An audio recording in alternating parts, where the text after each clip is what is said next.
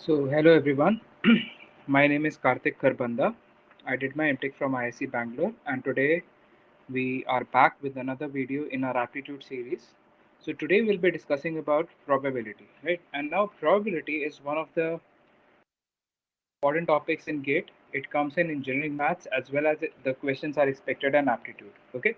So, if I talk about probability with respect to Aptitude, you only have few basic questions kind of conditional probability or random variables as part of it. Okay, so we'll see the basic concept of probability and little use of PNC as well.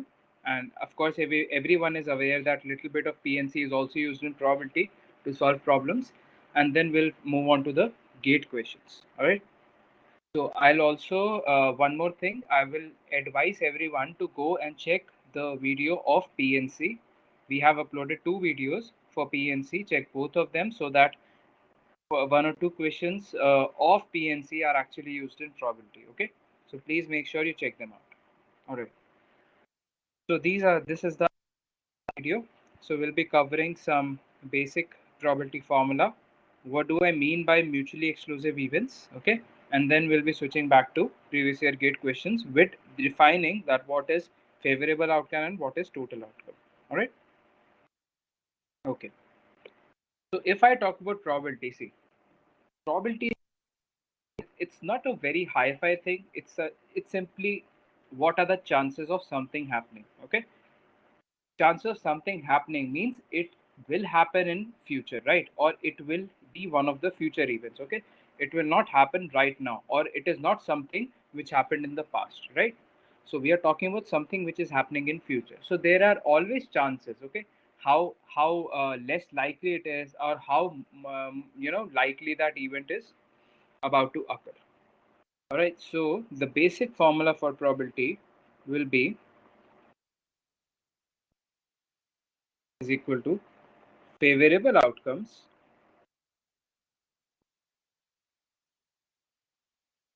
upon total outcomes. Okay, this is the probability basic formula. Okay, and let's say this is for probability for some event A, right? Now you'll ask me, sir, what is outcome, what is event and all? Okay, so understand, event is something like, okay, you want to toss a coin or you want to throw a dice.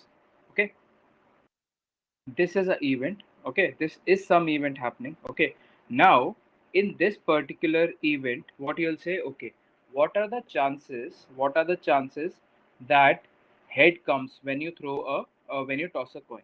Okay, what are the chances head comes when you toss a coin? Okay, so for this you'll calculate the probability, right? So if I just tell you the event A will be like head shows up when we toss a coin. Okay, head shows up when we toss a coin. Now see, what do I mean by favorable outcome and total outcome? What do I mean by favorable and total? See, favorable is what are the outcomes which we want. Okay, something like when you toss a coin, there are two possibilities. One is either head comes or a tail comes, right? Now head shows up when we toss. Okay, so that means we require this head, correct? Now since we require this head, this will be categorized as a favorable outcome. Okay, and all the possibilities which can happen in this particular event was throwing up a coin. Okay, throwing up a coin was the event that will tell you about the total outcome. Okay, so when you throw up a coin, two things can come, right? Either head or a tail. So favorable outcomes are one and two. So the probability that head shows up when we toss a coin is equal to what? Half. All right, so this is the basic idea about what an event is. You're trying to calculate probability of something happening in that event and what is favorable outcome and total outcome. Okay. Now few more things before I move on to the questions. Few more things. One is that probability of any event should always be between 0 to 1. Okay. Right. Probability should be between 0 to 1. Now if you say that probability is equal to 0, that means this event is impossible event. Okay, it can never occur because its probability is 0. Okay, and if I say probability is 1, this is a sure event. Sure event means it will always happen. There is no way that you can avoid this event. This will always happen. Okay, so in real terms, I mean, in practically, if I talk about any equation, these two values are not really used, because if you know some event is not going to happen, you'll not calculate its probability, right? And if you know that some event is always, it will always happen, so there's no need to calculate the probability for that as well, right? So probability value should always be between 0 and 1. That means it cannot be negative. All right, and yeah, okay. So next thing, important thing that I want to discuss is what? See, the important thing I want to discuss is mutually exclusive events. Okay, mutually exclusive events.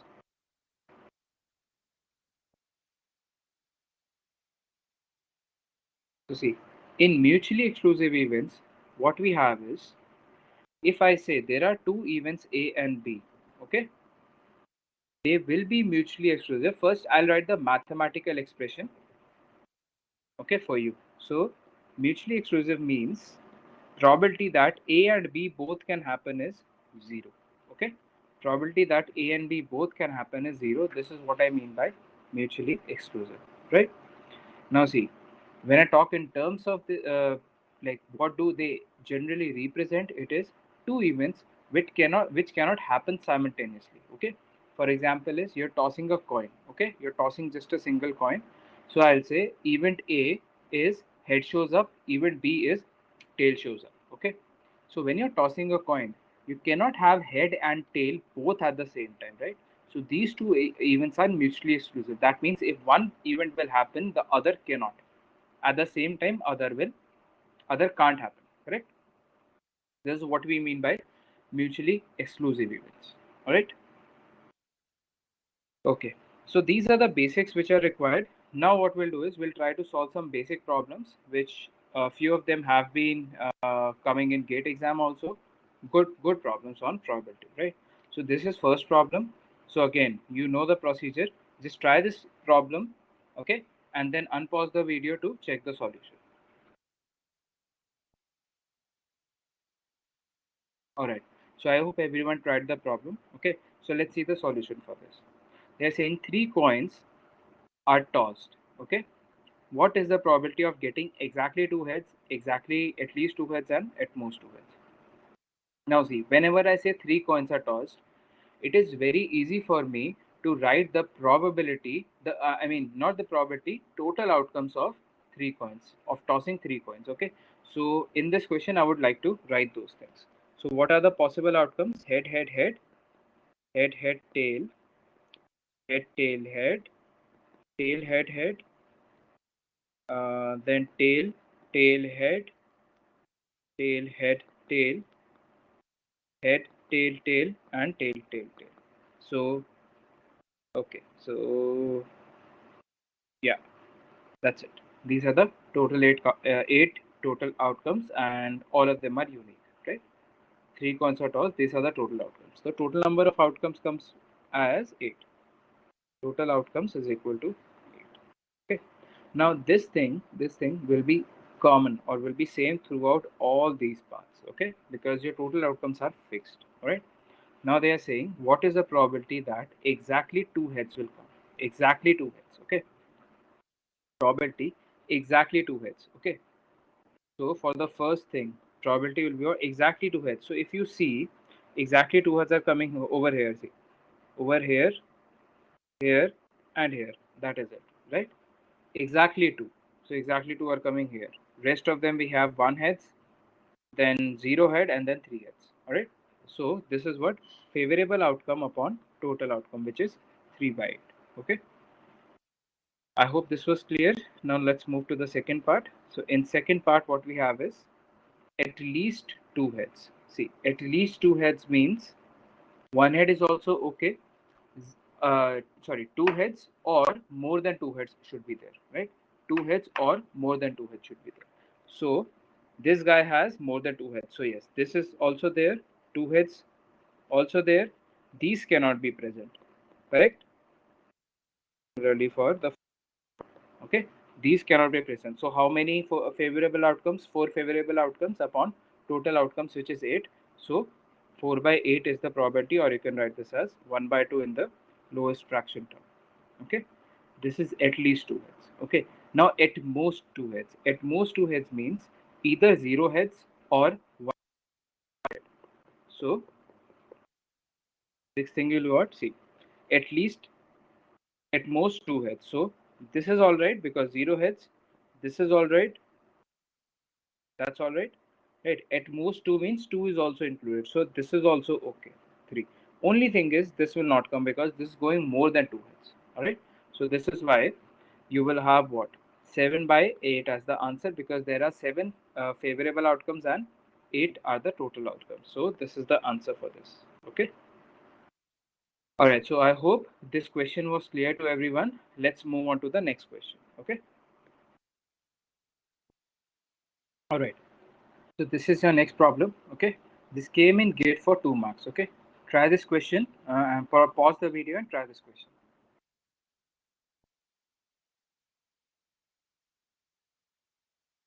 All right. So I hope everyone paused the video and tried the question, and I hope you got the right answer. Okay. So let's see. This is so it's a problem. Really, you have to understand what the question is saying. That's the important part in this. Okay. So what they are saying is a problem on mathematics is given to 3 students A, B, C. Okay. Their chances of solving the problem is what? 1 by 3, 1 by 4, 1 by 5. See. So 1 by 3 is what? Chance that student A will be able to solve the problem. Okay. So probability that student A solves is equal to what? 1 by 3. Probability that student B solves is equal to what? 1 by 4. Probability that C solves 1 by 5. Okay. So the probability that they will not solve A solve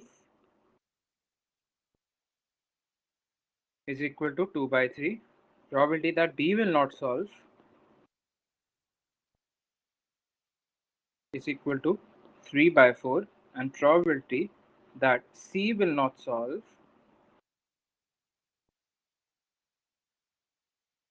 is equal to what? 4 by 5. All right. So this is done. Now they are asking C, find the probability that problem is solved. And this is the important part. Problem is solved. Okay. So what this means is they don't really care who is solving the problem until and unless any one of them will solve the problem. Okay. Now many students will do the answer something like this. Some of you will give me the answer as this. Okay. This means that all 3 will solve the problem. All 3 solves the problem, which is not what is asked in the question. Right? Okay. This is one answer. So this kind of option which is given is a trap option. Okay. Now see, another answer that you may give me: A solves, B solves, plus C solves. That means 1 by 3 plus 1 by 4 plus 1 by 5. Okay. You may give this answer also, and this is also not correct because there will be some common cases that you have not considered. You have considered more than once the common cases. Okay. So you have to consider the common case exactly once. All right. That's the thing. So see, it is very simple. So probability that the problem is solved, this will be equal to probability that problem is solved. Can I write this as 1 minus probability that problem is not solved? Correct? Because either the problem will be solved or it will not be solved, right? These are the two possible outcomes. If you add them up, the probability should be 1, right? Total probability should be 1. So probability that the problem is solved is equal to 1 minus probability that problem is not solved. Okay. Now when I'm saying probability that the problem is not solved, this means that neither A was able to solve nor B nor C. Okay. So this means 1 minus probability that A did not solve the problem is 2 by 3. And B also did not solve. So, and C also did not solve. Okay. So this will cancel and you get 1 minus 2 by 5, which is equal to 3 by 5. So 2 by 5 is the probability that neither of them were able to solve the problem, and 3 by 5 is the probability that the problem will be solved. So at least one of them will be able to solve the problem. Okay. So I hope you understood the answers. If you've got any of the wrong answers, and I hope you understood why those are wrong. Okay. And 3 by 5 is the final solution. Okay. All right. So I hope this was clear to everyone. Let's move to the next question now. All right. So the next question is, what are the chances that a leap year selected at random will contain 53 days, 53 Saturdays? Okay. Right. Pause the video now and try to solve this one.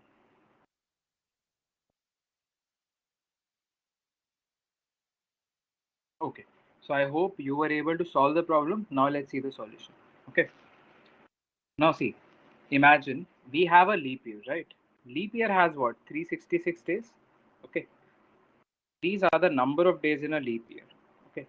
Let me not consider a leap year for now. Let me try and consider a normal year. Normal year, which is a non-leap year, has what? 365 days. Non-leap year. Okay. It has 365 days. Now see, let's try and see how many Saturdays will definitely come in this. Okay. What this means is, see, if you have, let's say, in 1 week, I have one Saturday, right? So see, in 365 days, how many weeks can I have? Surely. Okay. So if you do, week has 7 days now. So if you just do 52 weeks, okay, will give you 364 days total. So what I'm trying to say is, doesn't matter if it is a leap year or a non-leap year, 52 weeks are guaranteed in a year. Okay, 52 weeks are guaranteed in a year. All right. So that means 52 Saturdays are guaranteed in 1 year. Okay, 52 Saturdays. So if I say what is the probability that 52 Saturdays are there in a year, leap year or non-leap year, doesn't matter. This will be equal to 1 because they are guaranteed. Okay, there is no way you can have less than 52 Saturdays in any year. Okay, doesn't matter which day the year starts and which day it ends. Okay, it will always have 52 Saturdays at least. Okay, it will have 52 Saturdays. The probability for this is 1. Okay, no year can have 51 Saturdays or less. That's what I'm saying, right? Now see, but they are saying we need 53 Saturdays. Okay, 53 Saturdays, and it's a leap year. Okay, so in 364 days, I can have 52 Saturdays. This is a guarantee given to me. This is a guarantee given to me. Now in a leap year, I have what? 366 days, right? I have 366 days. So in a leap year, since I have 366 days, I have 2 extra days, right? 364 plus 2 days. Okay, plus 2 days. So that means in these 2 days, I need exactly one of them to be Saturday. Exactly one of them to be Saturday. All right. So we'll see what the probability for that is. Okay. So one of them to be Saturday. Okay. So this means what? Either this can be Saturday. Okay. This can be Saturday, and this will be what? This will be what? Either a Sunday or a Friday, correct? Because the sequence has to be maintained. This cannot be Wednesday, na? Correct? If one is Saturday, either this will be what? Either it will be Friday or it will be what? A Sunday, Friday or Sunday, right? So that means out of total 7 days, I'll have two outcomes. One is favorable outcomes. One is Friday and Saturday for these 2 days, or I'll have Saturday or Sunday, right? So out of the 7 days, I have these two possible outcomes. So the probability is what? Favorable by total. So favorable are what? 2 and total are what? 7. Total 7 combination can be there for these 2 days, right? Monday, Tuesday, then Tuesday, Wednesday, then Thursday, Wednesday, Thursday, and so on like this. You can have 7 total outcomes. All right. So 2 by 7 is the answer for this question. If it was given a leap year, okay. Now, if the question would have said that it is not a leap year, okay, then the answer would be what? 1 by 7. And the simple reason is what? See, we have 1 day left. 364 days already cover 52 Saturdays, right? 1 day left. So in that 1 day, I need that day to be Saturday. And what is the probability that in a week Saturday will come? It is 1 by 7 because all days are equally likely to come, right? So in that case, it would be 1 by 7. All right. In case of a non-leap year. In case of a leap year, the answer is 2 by 7. So I hope the solution is clear to everyone. All right. Now let's see the next question. Okay. Now try this question yourself and unpause the video to check the solution.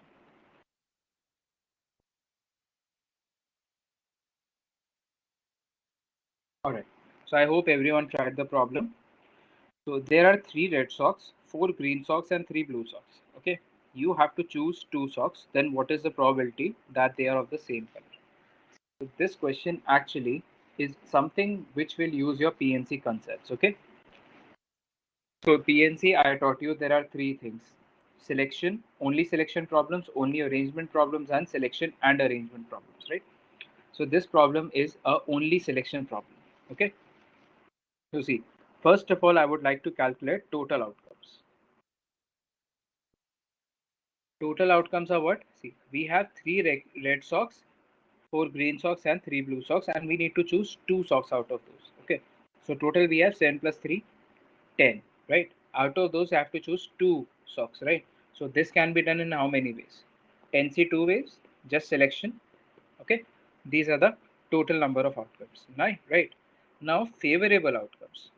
Now, on favorable outcomes, what you do is you put your condition, which is given. Okay. Now, condition is given what? Find the probability that they are of the same color. So, when we are saying they are of the same color, that means either both the socks are red, or both the socks are green, or both the socks are blue. All right. So, this means favorable outcome is, so basically you are choosing both the socks as red. So, out of 3, you will choose 2, or you can do 4C2, or you can do 3C2 again for the blue ones. Okay. And the thing, I've just added them blindly. The reason is that red socks and green socks doesn't have anything in common. Green socks and blue socks doesn't have anything in common, and red and blue also, they don't have anything in common. Okay. So I'm not worried about anything which can come common and reduce my favorable outcomes. That will not happen. All right. So let's try and calculate those values. So 10C2 is nothing but 10 into 9 by 2, which is equal to what? 45, right? And this is what? 3 plus 4 into 3 by 2, that will be 6, plus 3C2 is again 3. So this gives you 12. So your answer is what? 12 by 45 is the probability. So you can cancel this out and you'll get 4 by 50. So this is D is correct. Okay. And this option, I think this dot is not there. Yeah. The A option is 1 by 5. Okay, A option is 1 by 5. Right? So option D is correct, and this is a gate question. All right. All these questions that I have discussed, apart from the first one, all of them are gate questions. Right. So option D is correct. All right. So I hope the solution for this was also clear. Let's move on to the next problem. Yeah. So this is the last problem for this video. Please try this problem yourself and unpause to check the solution.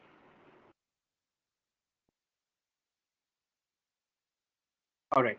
So I hope everyone tried the problem and hope you got the answer. Okay.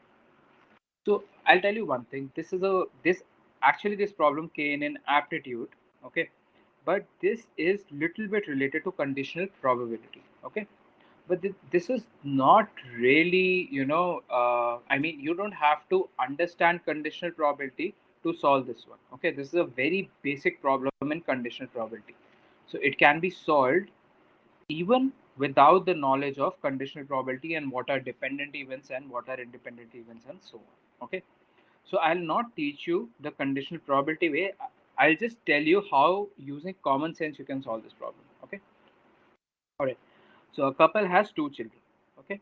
The probability that both children are boys if the older one is boy.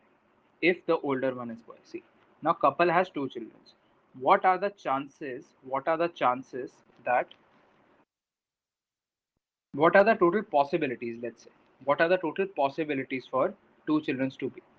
Either they can be girl girl, boy, girl boy, or boy boy, right? These are the four possibilities. Four possibilities. Okay. Now they are saying probability that both boys are children if the older one is boy. See, this condition, what it does, it reduces your total outcomes. Okay. They are saying the older one is boy. That means the boy which was born first, the child which was born first is a boy. All right. So what this does is this reduces your number of total outcomes. Okay. Previously the total outcomes were 4. After applying this condition, na, if the older one is boy, after applying this condition, your total outcomes are this only. That's it. Okay. These are your total outcomes. Okay. Now they are saying what is the probability that both are children? Both children are boy. So favorable outcome is this and total outcome are 2. Okay. So the probability of this event happening is equal to what? Favorable outcome by total outcome. Okay. So 1 by 2 is the answer. Okay. So what the other part is event which has already occurred. They are saying if the older one was is a boy, that means that this event has already occurred, right? What this does is that this actually tries to reduce the total outcome, giving that some event has already happened. Now, what is the effect of that event on the total probability? Okay, and remember, probability is based on two things, right? Favorable outcome and total outcome. When I'm saying probability is affected, that means favorable outcomes are also affected and total outcomes are also affected. Okay, so they are saying this event already happened. Now, what is the total outcomes and favorable outcomes? So we'll act accordingly. All right. All right, guys. So I think there are no more questions. Yeah. Right. So that's all what we have for probability. I hope you learned a lot. And yeah, so if you like the video, please subscribe to our channel, like the video, share it, and do check out our other videos as well. Okay. Till next time. Thank you, everyone.